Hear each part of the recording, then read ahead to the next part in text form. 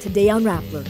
Ang mensahe ko po sa Korte Suprema, ayaw nating umabot pa sa puntong nagbabanggaan ang dalawang magkapantay na sangay ng gobyerno. President Benigno Aquino criticizes the Supreme Court for ruling against his administration's spending program.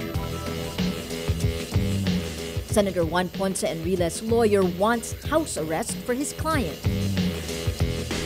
And an Italian daily quotes Pope Francis. About 2% of Catholic priests are pedophiles.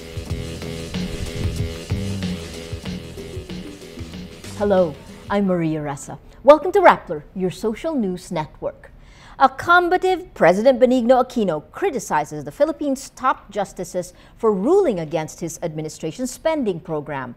On July 1, the Supreme Court declared unconstitutional 3 schemes under the Disbursement Acceleration Program, or DAP, a program that allows the transfer of funds from slow-moving to fast-moving projects to fast-track economic growth. In a televised address to the nation Monday, Aquino calls on the Supreme Court justices to reconsider their verdict, saying the High Court did not consider the government's legal defense. Adi po ba? Mismo ang Korte Suprema, ang World Bank, isama na rin ang mga kritiko ng DAP. Aminadong nakatulong ito sa pagangat ng ating ekonomiya.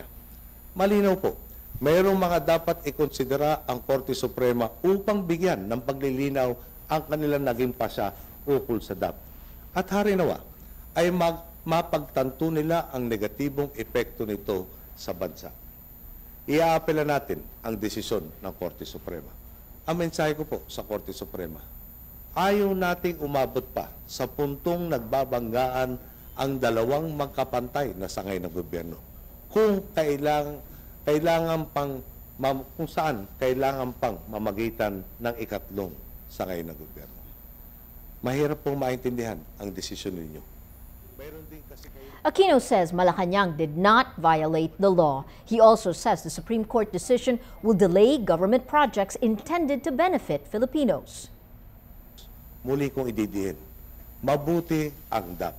Tama ang intensyon, tama ang pamamaraan, tama ang resulta. At kapag hindi ginastos ang pera para sa pinaglaan ng programa, natural pong hindi makakarating ang benepisyo sa taong bayan.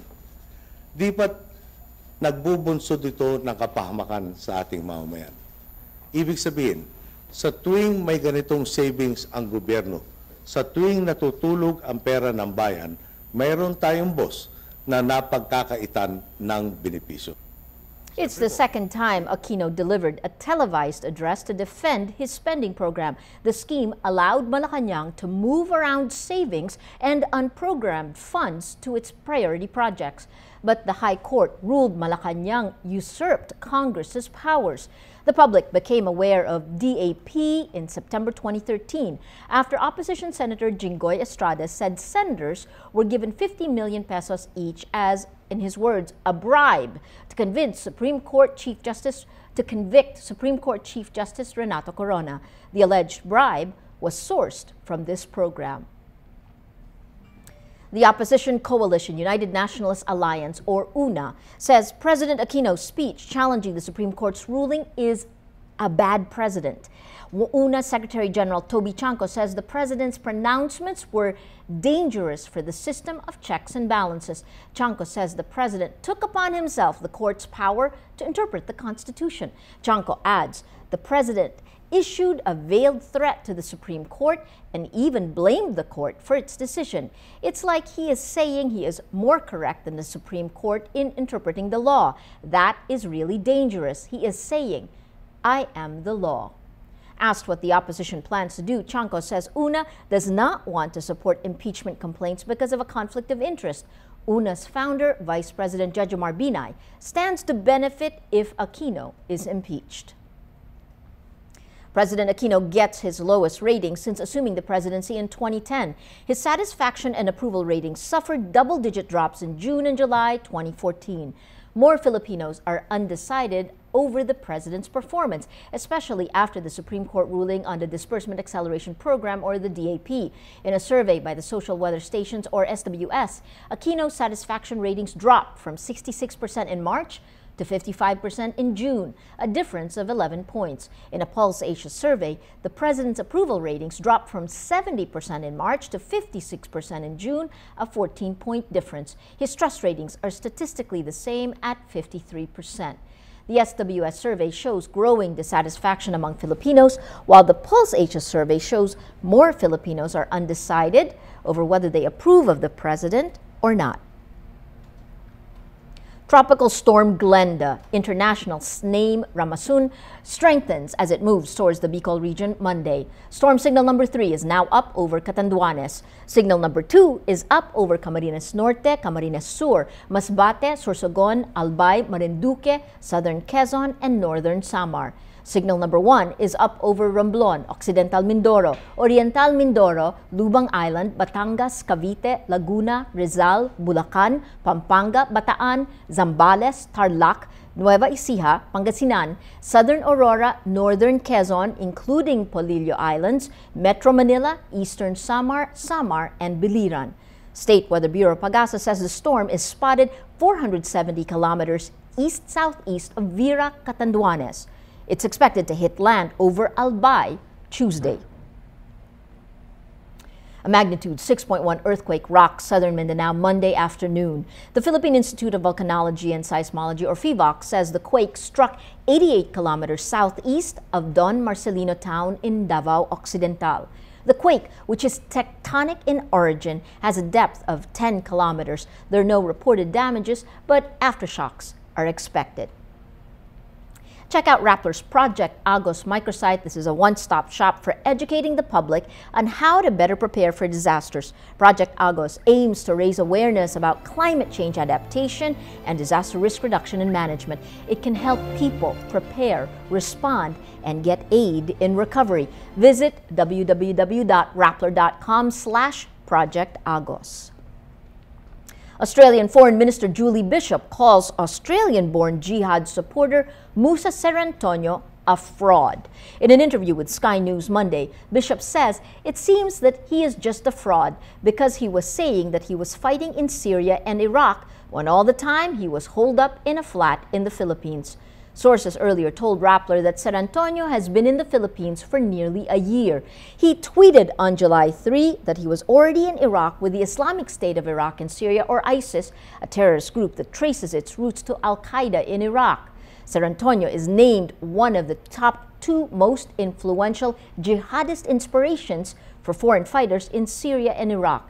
He's a Christian convert to Islam who effectively uses social media to urge Muslims to join the jihad in Syria and Iraq. He was arrested in Cebu last Friday at the request of the Australian government. Serantonio will be deported to Australia. The camp of Gigi Reyes tells anti-graft court Sandigan Bayan the threat of a heart attack forced her transfer to the Philippine Heart Center, or PHC, Friday. Reyes' lawyer, Anacleto Diaz, says his client's, quote, fragile medical condition required her continued confinement at the Heart Center. Reyes was transferred without a court order. Her attending physician at the Taguig Pateros District Hospital said she had chest pains and difficulty breathing. The doctor was, quote, alarmed by the danger that Reyes could suffer from a heart attack or a stroke, so he recommended her transfer to the PHC. He said the district hospital did not have the facilities for Reyes' treatment. Lawyer Estelito Mendoza wants house arrest for his client, indicted plunderer and 90-year-old opposition senator Juan Ponce Enrile. Doctors of state-run Philippine General Hospital, or PGH, say Enrile may suffer from a heart attack or a stroke under stressful conditions. PGH doctors add more tests are needed to know if Enrile is fit to be held in a detention facility or needs to be under hospital arrest. But PGH Director Jose Gonzalez says hospital arrest can even lead to, quote, hospital-acquired pneumonia. Mendoza says house arrest is the only setting where Enrile won't be subjected to stressful conditions. Ombudsman prosecutors asked the Sandigan Bayan to order the transfer of Senator Bong Revilla, his aide Richard Cambe, and businesswoman Janet Napoles to a Quezon City jail. The 3 face charges for allegedly siphoning public money. Revilla and Cambe are currently detained at the PNP Custodial Center, while Napoles is detained at Fort Santo Domingo in Laguna. Prosecutors say their continued detention in these facilities does not have legal basis and gives them special treatment. Pope Francis is quoted as saying that about 2% of Catholic clergy are pedophiles. In a report by the Italian La Repubblica newspaper, Francis reportedly said, "Among the 2% who are pedophiles are priests, bishops, and cardinals. I find this state of affairs intolerable." He added the 2% estimate came from advisors representing around 8,000 priests out of about 414,000 worldwide. In a BBC report, Vatican spokesman Father Federico Lombardi denied these were the Pope's exact words. Last year, the Vatican strengthened its laws against child abuse and asked for forgiveness from victims. This comes as the Catholic Church faces criticism for not doing enough to punish priests accused of the crimes. Let's now look at Rapplers Wrap for today, a list of the 10 most important events around the world you shouldn't miss. At number 3, Indonesia faces a long period of uncertainty until the results of last week's disputed presidential elections are announced on July 22. Southeast Asia's top economy growth sits at 4-year lows. Foreign investment has slowed down and corruption remains rife. Both Jakarta Governor Joko Widodo or Jokowi and former General Prabowo Subianto use unofficial tallies to claim they each won. Most credible counts show Jokowi in the lead, sparking a rally in stocks and the rupiah, but the initial euphoria quickly wore off. The Jakarta stock market slumped as much as 2% the following day and was down 1.3% at the close as investors dreaded a prolonged deadlock. Investors favor Jokowi, seen as a potential reformer and a clean leader, while Prabowo has a fiercely nationalistic attitude towards foreign investments.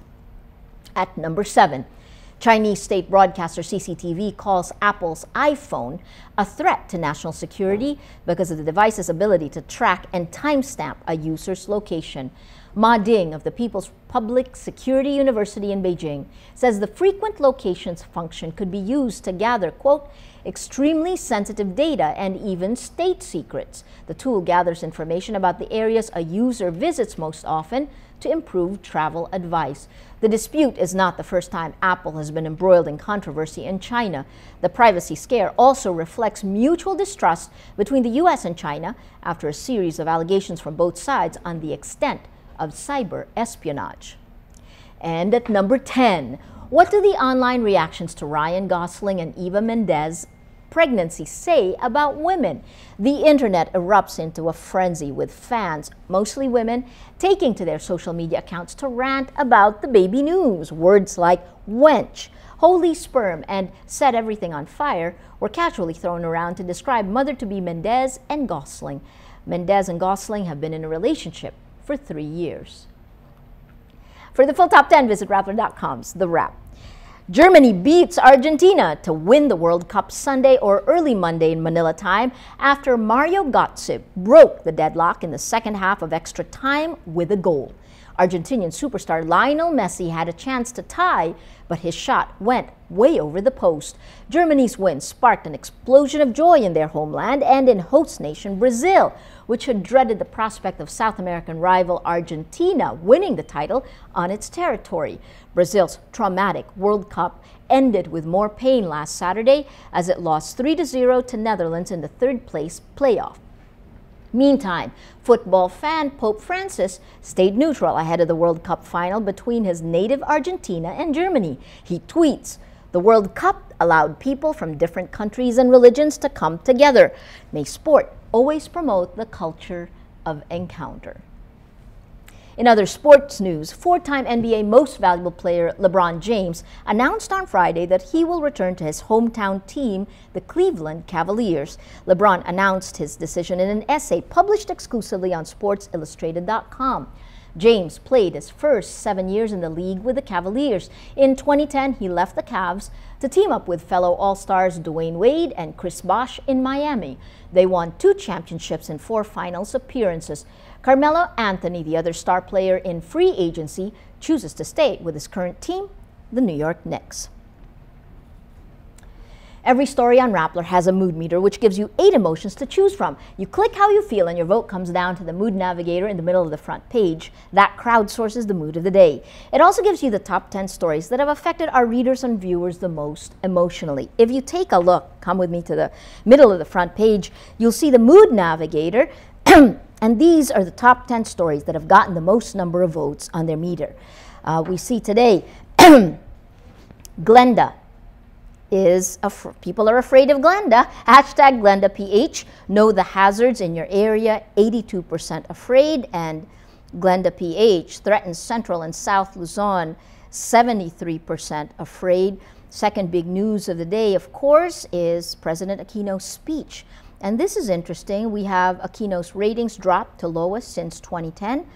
You have 38% happy and 54% sad. That happy is brought out in the story that's gotten the most number of votes today. This is actually President Aquino's speech. And you can see an interesting, Aquino hits the Supreme Court, insists DAP is legal, and you have 43% angry, 48% happy. That happy bringing out the mood of the day. Today, most people are happy. It's a happy Monday. Well, that is Rappler's Newscast for today, Monday, July 14th, 2014. Visit Rappler.com and watch our newscast Monday to Friday. Tell us how you feel on our mood meter and help us crowdsource the mood of the day. I'm Maria Ressa. As we say at Rappler, tomorrow begins today.